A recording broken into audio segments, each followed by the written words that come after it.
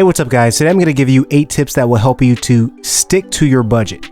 Now, we all know when it comes down to, budgeting, it can be pretty difficult to actually stay on track, and sometimes we fall off the wagon and then we get back on. But I'm going to share some tips that have been really helpful for me along the way, and I feel like they're really going to be helpful for you too. So stay tuned for those tips. Now, if you're new here, my name is Lee, and this show is all about investing, personal finance, and money. So if that sounds good to you, hit the subscribe button for more videos just like this one. Now, the very first tip that I have for you is to delay large purchases. We often find ourselves really looking for that next big thing to get or to own or to have, and sometimes we can find ourselves rationalizing why we should make this purchase now, or why we need this thing, or why it's going to make a big difference in our life and things like that. And in some cases, it might actually do those things that you think it's going to do, but in a lot of cases, oftentimes it's a purchase that you don't need to make right now. It's a purchase that you can delay making in the future. Now, this is not to say that you are not going to actually purchase this large item that you want to purchase, but what it really does for you is it helps for you to put it on the back burner. It makes it so that you're not impulsive. So if there is something that you feel like you really need, it's going to make a big difference, and it's something that you've been wanting to get, sleep on it a little bit, delay that purchase, and what you'll find later is, number one, you might decide that you actually don't need it. Number two, it's not going to be as impactful as you think.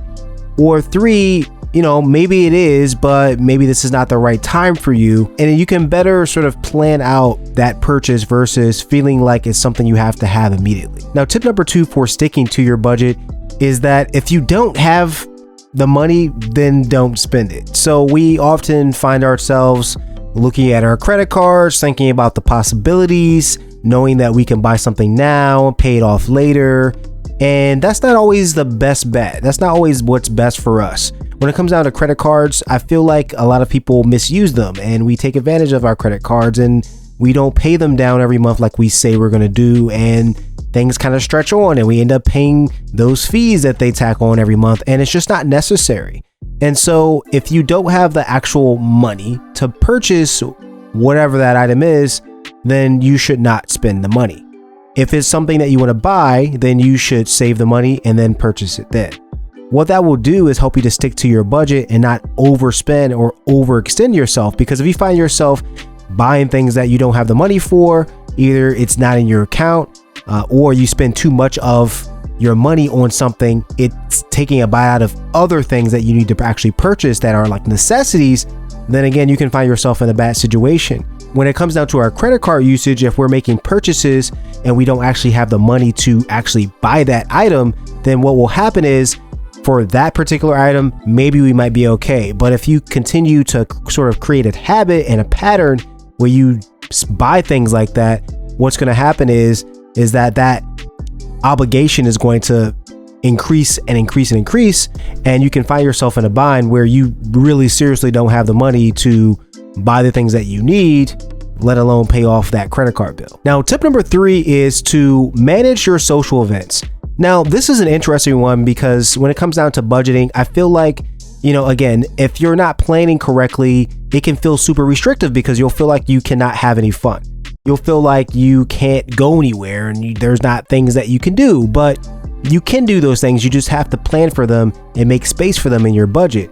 So when it comes down to social events, we all like to just sort of do things at the drop of a hat. But if you're budgeting and you're saving for something really important or things are tight, you're not going to be able to do those things. So managing your social events is really important. So, if you know that there's something coming up, like your best friend's birthday party is going to be coming up and they want to go out to dinner, you have to sort of anticipate and plan around those things.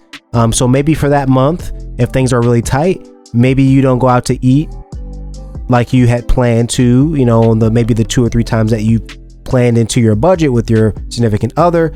Maybe this is going to be a large expense, so maybe you cut back on those outings or you shift the money from somewhere else. But you just have to be mindful of that. And if you have already planned for something and you don't have that space available in your budget, and somebody says, oh, hey, this thing is coming up, I want you to come, or can you come out tonight, or you want to get drinks, or whatever that conversation might be, then you'll have to know for sure whether or not that's something that is feasible or not. And so that's what I mean by managing your social events. Now, tip number 4 is to avoid fees from subscriptions. Now, I talk about this a lot. It's just one of those things that, it's just something that is not really top of mind all the time, right? So it could be anything. It could be your Netflix subscription.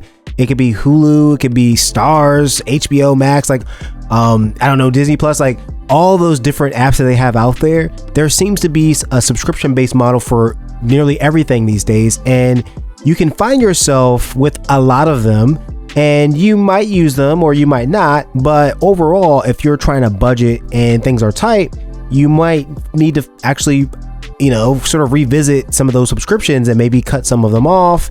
If you're not using them, or if you really can't afford them, then that's another place to look to actually save money. But avoiding those fees or avoiding that cost, I would say, is something that you should be mindful of. Now, tip number 5 is to prepare your meals at home and ahead of time. So one of the things that, my fiance and I do, we actually plan our meals out every single week. So, we'll know what's on our menu and we'll purchase those food items ahead of time. We'll prepare them, cook them, and package them in a way that we can consume them easily throughout the week. And so what we found is that that's a great way to save money, because you and I both know when you want to go out to eat for lunch during the day when you're working, things can add up very quickly and can be very expensive. And so why would you want to spend all that money unnecessarily when you can prepare that stuff at home? And number 2, we know also that preparing your own food is way healthier than actually buying whatever is out there, because you don't really know what they're putting in your food in terms of salt and sugar and anything else that might not be healthy for you.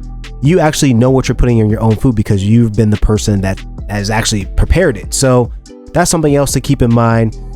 Several benefits when it comes to that. Now, tip number 6 is to do your grocery shopping online. Now, this is actually something that is a little bit newer in my repertoire of staying in budget, but it's something that is really important. One of the biggest things that you'll find when you go to the grocery store is that your eyes are going to catch other things. You're gonna see something that is enticing. I want that. Or, oh, look, they have this X, Y, and Z on sale. Or you might see some tweets.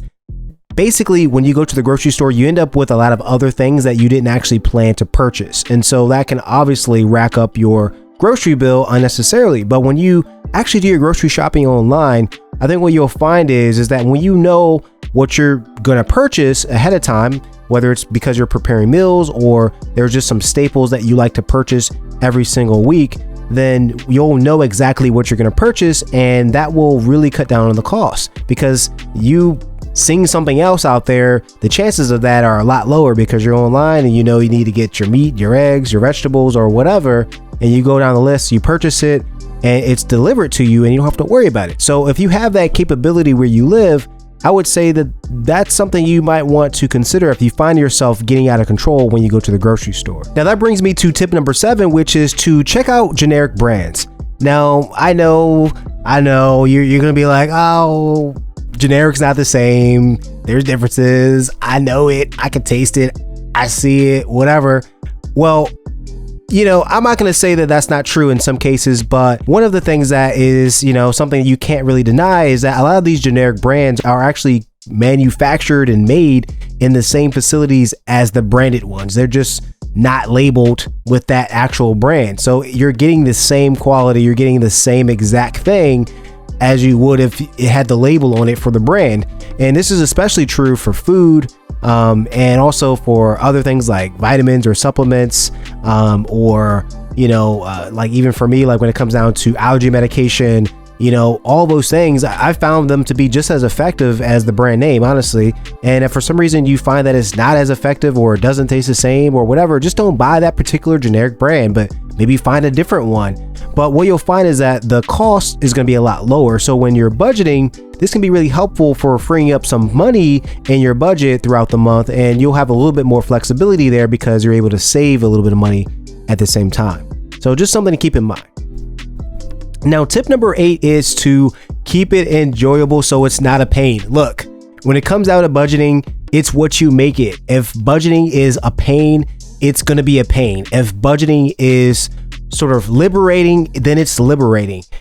So it's really up to you in terms of how your budget treats you, how you feel about the budget, how it works for you. It's entirely up to you. So make sure when you do budget that you put some fun in there, you know, have some outings in there, have some maybe occasional trips in there, have something, whatever it is that you enjoy doing, make sure you include that so that you can have fun at the same time, because budgeting is not meant to be something that you should be avoiding. It's not something that should be scary. It's just something that should help to, you know, allow you to reach your goals, right? Because if we don't have any kind of structure or guidance when it comes down to that, we might not ever get there. And so that's what budgets are for. So just keep that in mind, keep it as enjoyable as possible, and go from there. Now, I'm curious, I have my ways of trying to make my budget enjoyable, but what do you guys do in terms of making your budget enjoyable? Leave that below. Leave your answer below in the comments, because I'm really curious, like, how do you spice things up with your budget? What do you do? You know, are there free activities? Like, what is it? I'm curious. So let me know in the comments below. If you like this video, go ahead and hit the like button. And if you haven't already, hit the subscribe button for more videos just like this. I make videos every single week. Thanks again for watching, and I'll see you next time.